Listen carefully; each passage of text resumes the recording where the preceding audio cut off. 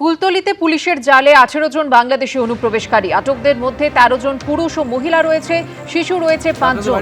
যাদের আটক করা হয়েছে তারা কুলতলির গোদাবর এলাকায় একটি ইটভাটায় কাজ করছিলেন।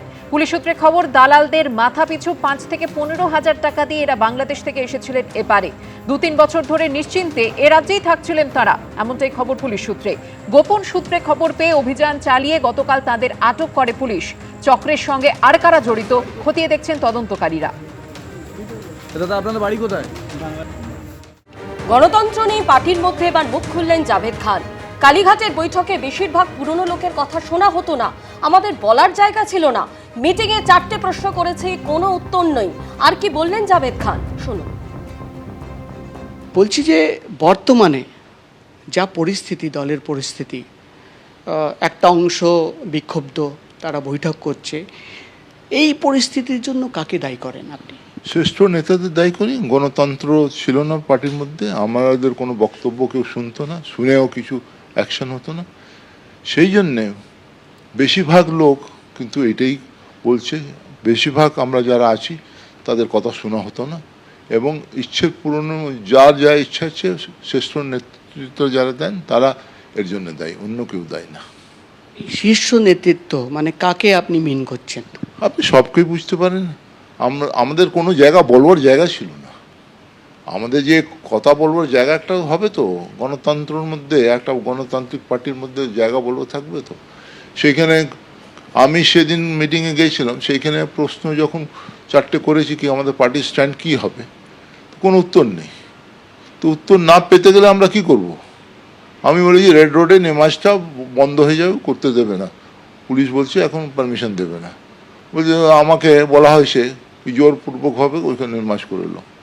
এটা হয় নাকি? আজকে ওইখানে জোরপূর্বক করতে গেলে গুলি চলবে, মানুষ মরবে, কে মরবে? কেন আমি নেমাজের জন্যে আধ ঘন্টার জন্য আমি কেন ওই ঝামেলার মধ্যে যাব?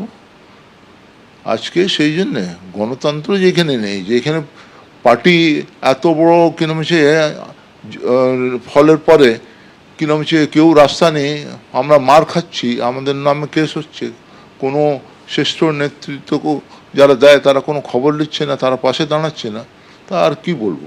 মানে আপনি বলতে চাইছেন যে এখনো আপনাদের বলা হয়েছিল যে রেড রোডে গিয়ে নামাজ পড়ো, জোর করে নামাজ পড়ো? আমাদের বলা হয়েছিল, আমি বলেছিলাম আর্মি পারমিশন দিয়েছে রেড রোডে, কি পুলিশ দিচ্ছে না। তো নেতৃত্ব বলতে পারতো কে ঠিক আছে আমি পুলিশের সঙ্গে কথা বলছি না, হ্যাঁ কোর্ট যাও, কোর্টে তোমাদের আমরা দেখছি, সরাও করছি। তারপরে বলছে না ওইখানে কেন করতে দেবে, তোমরা ওইখানে বসে যাও, নেমাজ পড়ে এলো। আমি ওইটা সম্ভব নেই, মাইক কে লাগাতে দেবে? পুলিশ লাগাতে দেবে? স্টেজ করতে দেবে না। তো সেই জন্য আমরা কিন্তু যে সরকার যখন আমাদের অল্টারনেটিভ সাইট দিয়েছে, মানে বলেছে, আমরা অল্টারনেট সাইডে আমরা এগ্রি করেছি, নেমাজটা হয়েছে। আমরা তো নেমাজ পড়বো, রাস্তার উপরে হোক, ময়দানে হোক, আমাদের ভালো তো। ব্রিগেডে আমাদের নেমাজ হতে গেলে কারো অসুবিধা হবে না, রাস্তা বন্ধ হবে না, কারো অসুবিধা হবে না।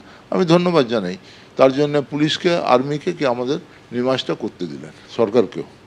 জাভেদ, আপনি এত বছরের মন্ত্রী, বিধায়ক, আপনি আজকে যে কথা বলছেন যে শীর্ষ নেতৃত্ব কথাই শুনতো না, কারোর কাছে গিয়ে বলার জায়গা ছিল না, মানে আমি যদি প্রাক্তন মুখ্যমন্ত্রীর কথা বলি, মমতা বন্দ্যোপাধ্যায়, তার কাছেও কোনোদিন বলার সুযোগ পাননি, বা এই কথা বা এই অভিযোগ আজকে কেন আনছেন?